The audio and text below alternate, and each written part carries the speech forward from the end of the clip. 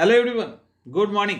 तो हम लोग स्टार्ट करते हैं 21 तारीख का करंट अफेयर्स। 21 मार्च का करंट अफेयर्स। सबसे पहला और इंपॉर्टेंट फैक्ट, केरल की पहली महिला ट्रांसजेंडर वकील का नाम क्या है?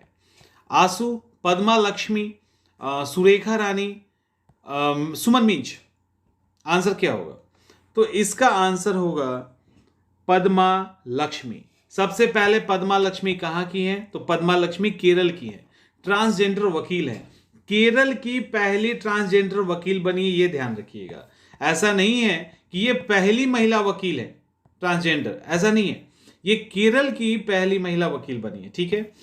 तो एक ये फैक्ट। दूसरा कि ये केरल के में एर्नाकुलम गवर्नमेंट लॉ कॉलेज से इन्होंने ग्रेजुएशन पास किया और वहां पे महिला एडवोकेट बन गई। इसको लेकर काफी ज्यादा उनको तारीफ भी मिली है कि ट्रांसजेंडर को लेकर इन्होंने आवाज उठाई। अब हम लोग बात करने वाले हैं कुछ फेमस, क्योंकि अभी जब ट्रांसजेंडर चर्चा में आया तो हो सकता है सवाल वहां से भी।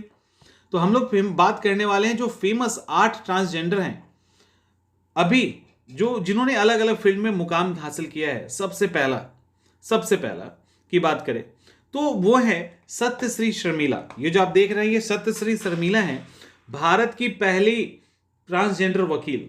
तो आसू केरल की पहली हैं, पद्मा लक्ष्मी केरल की हैं। सत्यश्री शर्मिला जो है भारत की पहली ट्रांसजेंडर वकील हैं। तो वो एडवोकेट बनी और वो कहां से हैं? तमिलनाडु से। इसके अलावा दूसरा जो है वो ज्वेता मंडल, ये भारत की पहली ट्रांसजेंडर जज हैं। नॉर्थ बंगाल की जो लोक अदालत है उसमें जज के रूप में अपॉइंट किया गया है। तो ये भी बहुत बड़ा फैक्ट है। इनका नाम है ज्वेता मंडल। ये पुराने फैक्ट्स हो गए बट आपको जानने चाहिए। इसके अलावा प्रीतिका यशिनी जो है भारत की पहली ट्रांसजेंडर सब इंस्पेक्टर बनी। इसके बाद इसमें हुआ क्या था, शुरुआत में एक नंबर से वो फेल कर गई थी। फिर उनका जो फिजिकल हुआ ना, उस एग्जाम में मतलब फिजिकल जब हो गया तो उन्होंने रीचेक करवाया और उनको पास घोषित कर दिया गया। इसके बाद पहली महिला ट्रांसजेंडर कॉलेज की प्रिंसिपल विवेकानंद सतोवर्षिकी महाविद्यालय में एसोसिएट प्रोफेसर के पोस्ट पर काम कर चुकी मनाबी बंदोपाध्याय भारत की पहली ऐसी कॉलेज प्रिंसिपल बनी है जो ट्रांसजेंडर है। 2015 में ही प्रिंसिपल बनी थी। इसके बाद मुमताज, सबको जानते हैं, ज्यादा पुराना फैक्ट नहीं है, बासपा से जुड़ी थी और पहली ऐसी ट्रांसजेंडर है जो उसके टिकट पे पंजाब के बूचो मंडी से चुनाव लड़ी थी। तो चुनाव लड़ने वाली पहली भारत की पहली महिला ट्रांसजेंडर जो विधायक बनी, तो मध्य प्रदेश के शहडोल से सबनम मौसी करके इनका नाम है, सोहन नगर सीट से ये जीती थी। किसी ने सपोर्ट नहीं किया, कभी स्कूल भी नहीं गई। इनको 12 अलग अलग लैंग्वेज का ज्ञान है। इसके बाद सभी जो हैं वो पहली ट्रांसजेंडर सैनिक बनी है ईस्टर्न नेवल कमांड के मरीन इंजीनियरिंग डिपार्टमेंट में। तो 12 साल पहले ही ज्वाइन किया था। तो पुराने फैक्ट से बस एक बार रूबरू हो जाइए कि ऐसा नहीं है। भारत में पहली ट्रांसजेंडर महिला असिस्टेंट कोलकाता की जिया दास, और भारत की पहली ट्रांसजेंडर ऑपरेशन थिएटर टेक्नीशियन भी यही जिया दास बनी थी। तो इतने सारे फैक्ट्स आपको एक साथ मिल गए। दूसरा फैक्ट, हाल ही में किस देश के पीएम भारत की यात्रा पे हैं? अभी किस देश के पीएम भारत की यात्रा पे हैं? तो इनका नाम है क्या? तो इनका जापान, रूस, ब्रिटेन या जर्मनी। क्वेश्चन ये है कि जापान, रूस, ब्रिटेन या जर्मनी। तो ऑब्वियसली जापान। और जापान के प्राइम मिनिस्टर हैं फूमियो किसीदा। तो फूमियो किसीदा जो हैं वो यहाँ पे आए हैं। अब यहाँ पर जो आए हैं तो ये मोदी जी के साथ पूरा घूम रहे हैं, गोलगप्पे चाट सब चल रहा है इनका। लगभग 27 घंटे के लिए आए हैं। कहा जाता है चीन को इससे तकलीफ हो रही है। और जो ये अभी जापानी प्राइम मिनिस्टर फूमियो किसीदा आए हैं वो भारत के साथ रक्षा, सुरक्षा, व्यापार, इन सब पे बात करेंगे। यहाँ एक और बात है कि मतलब यहाँ पे चीन के साथ तो भारत का पंगा है ही है, लद्दाख, अरुणाचल प्रदेश, पूर्वी चीन सागर को लेकर। और जापान भी चीन का कट्टर दुश्मन में से एक है, तो थोड़ा सा उसको तकलीफ है इस बात को लेकर। रूस साइलेंट मोड में, रूस ज्यादा नहीं कर रहा है। और ऐसा नहीं है कि किशीदा के साथ यानी जापानी पीएम के साथ मोदी जी की पहली मुलाकात है। पिछले साल भी 3 बार मिल चुके हैं और आपको पता है इस बार भी 3 बार मिलने वाले हैं। क्यों मिलने वाले हैं? क्योंकि G20 में इनकी मुलाकात होगी। G7 की बैठक इस बार जापान में होने वाली है। प्राइम मिनिस्टर ने मोदी जी को इनवाइट कर लिया और मोदी जी ने एक्सेप्ट कर लिया है। फिर क्वाड का भी बैठक होने वाला है, तो फिर से इनकी जो मुलाकात है वो होने वाली है। तो 2 फैक्ट हो गया। तीसरा, भारत और मालदीव के बीच में, यही है ना, भारत और मालदीव के बीच में अभी चौथा रक्षा सहयोग वार्ता हुआ है। माले, दिल्ली, गांधीनगर, केरल। तो यहां पे ज्यादा दिमाग नहीं लगाना, ये कोई बहुत इंपॉर्टेंट नहीं है, मतलब इंपॉर्टेंट इतना नहीं कि एग्जाम में आ ही जाएगा, बट आपको ये अगर जानना है तो भारत और मालदीव के बीच में चौथा वार्ता हुआ है, और ये जो वार्ता है ये माले में ही हुआ है। ठीक है, तो फैक्ट जो है ये वार्ता माले में ही हुआ है, और ये चौथा रक्षा सहयोग वार्ता है। इसमें रक्षा सचिव जो हमारे हैं गिरधर अरमने, और मालदीव में मेजर जनरल अब्दुल्ला शमाल के बीच में ये हुआ है। इसके अंदर बातें हुई हैं कि डिफेंस पे हम क्या क्या कर सकते हैं, क्या क्या एक दूसरे के साथ शेयर करना चाहिए। आपको पता है कि मालदीव के साथ एक तरह से मालदीव हमारा पड़ोसी देश है, अगर इमेज में देखें तो आपको समझ में आ जाएगा, बिल्कुल नज़दीक है लक्षद्वीप के साथ हमारा वहाँ पे। अब मुझे ये बताइए कि मालदीव और लक्षद्वीप के बीच में, मालदीव और लक्षद्वीप के बीच में कितने डिग्री अक्षांश, 2 लाइन है ऐसे, 2 लाइन है ऐसे जो बहुत इंपॉर्टेंट है मालदीव और लक्षद्वीप के बीच में अक्षांश रेखा, लैटिट्यूड लाइन, उसके बारे में आपको बताना है कमेंट करके। इसके बाद आगे यहां पे क्या हुआ है, एक उग्र भीड़ के द्वारा हंगामा किया गया और किस देश में भारतीय उच्चायोग पर लगे भारतीय तिरंगे को उतारा गया। ब्रिटेन, रूस, जापान या अमेरिका। आंसर होगा ब्रिटेन, आंसर होगा ब्रिटेन। देखिए हुआ क्या है, ब्रिटेन की राजधानी में एक भीड़ ने अटैक किया और वहां पे हंगामा खड़ा कर दिया। हंगामा करके वहां पे भीड़ में कुछ लोग थे जो खालिस्तान के झंडे लिए हुए थे, और उसी में एक शख्स था जिसने भारतीय उच्चायोग हाई कमीशन पे जो झंडा लगा था उसको उन्होंने उतारा है। इसको लेकर भारत के वहाँ के जो डिप्लोमेट थे उनको तलब भी किया और बोला ये क्या चल रहा है भाई। तो मतलब वहां से ब्रिटेन के द्वारा माफी मांगी गई है, और वहां के जो मेयर थे उन्होंने भी पर्सनली इसको लेकर माफी मांगा है। एक्चुअली यह मुद्दा क्या है, पहले इसको समझिए। आप ये देख रहे हो ना, खालिस्तान का मामला आज से नहीं फंसा हुआ है, खालिस्तान का मामला बहुत पुराना है। कहते हैं कि कहा जाता है जब 1929 में जवाहरलाल नेहरू ने जब भारत की आजादी का प्रस्ताव रखा था ना, समझिए इसको, उस समय 3 गुट ने विरोध किया था। 1929 की बात है, 3 गुट ने विरोध किया था। एक गुट थे मोहम्मद अली जिन्ना का, दूसरा गुट था दलित का जो भीमराव अंबेडकर के नेतृत्व में था, और तीसरा गुट था मास्टर तारा सिंह का, शिरोमणि अकाली दल।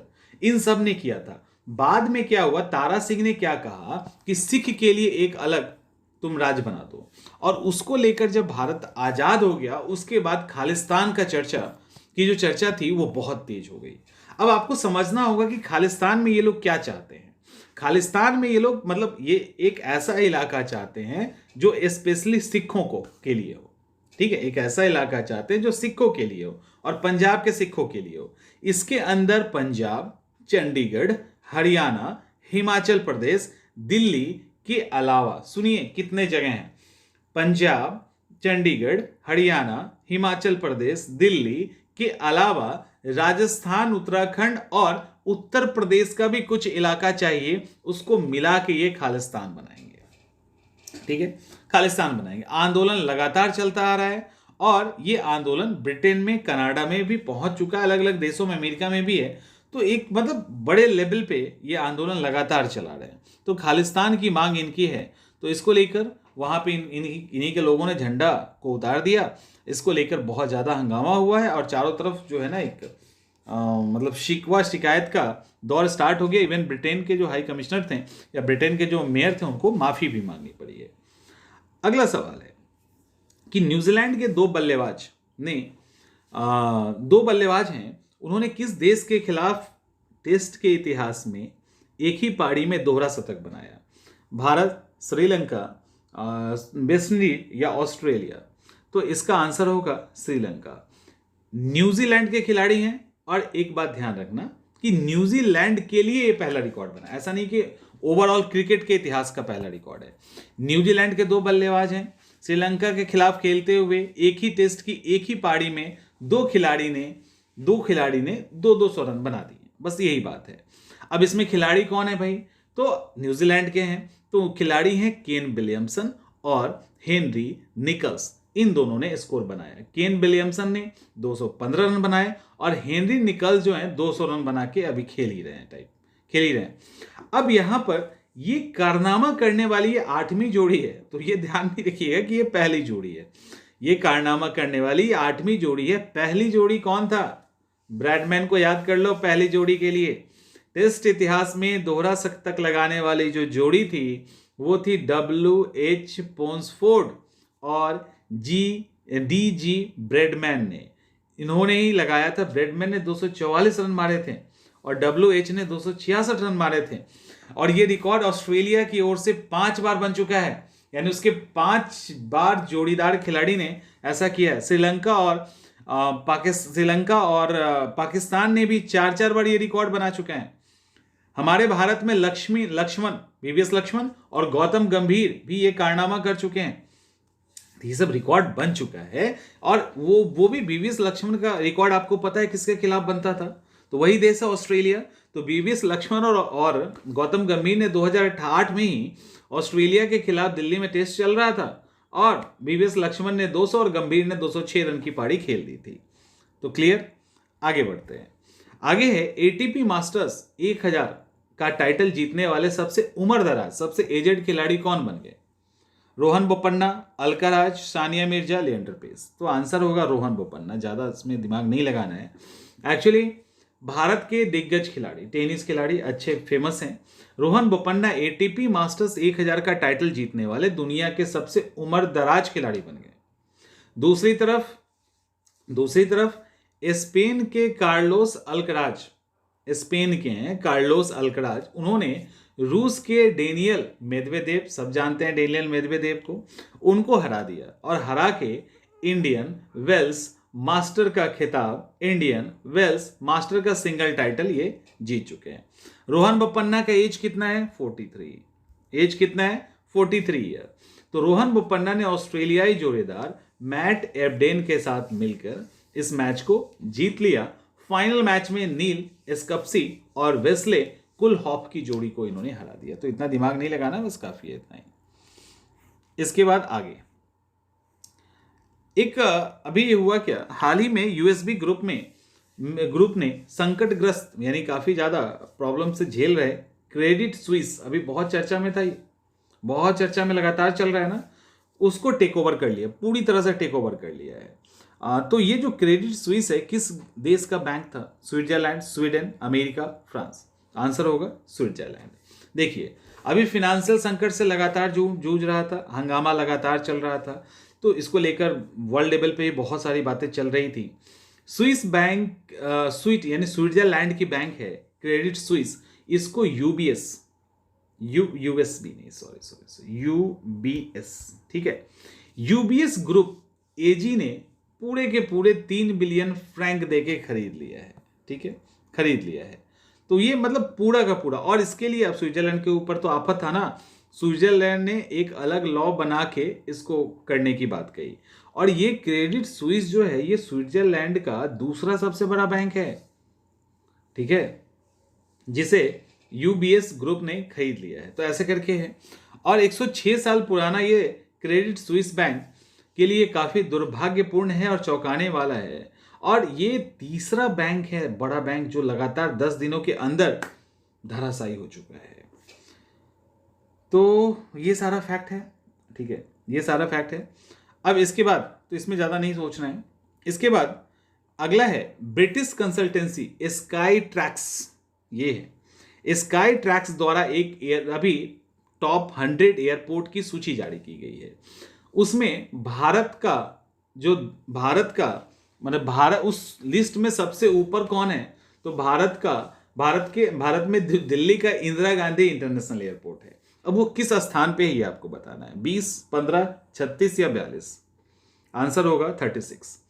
अभी दुनिया के टॉप एयरपोर्ट का लिस्ट जारी हुआ, इंडियन एयरपोर्ट की रैंकिंग की गई। अच्छा, अभी ये जो कंपनी है वो ब्रिटिश कंसल्टेंसी स्काई ट्रैक्स है। इनकी जारी रिपोर्ट में सिंगापुर का जो चांगी एयरपोर्ट है उसको पहला स्थान है। बहुत खूबसूरत है वो, आप कभी गूगल करिएगा तो चांगी एयरपोर्ट पहला, और ये 2 साल के बाद आया है।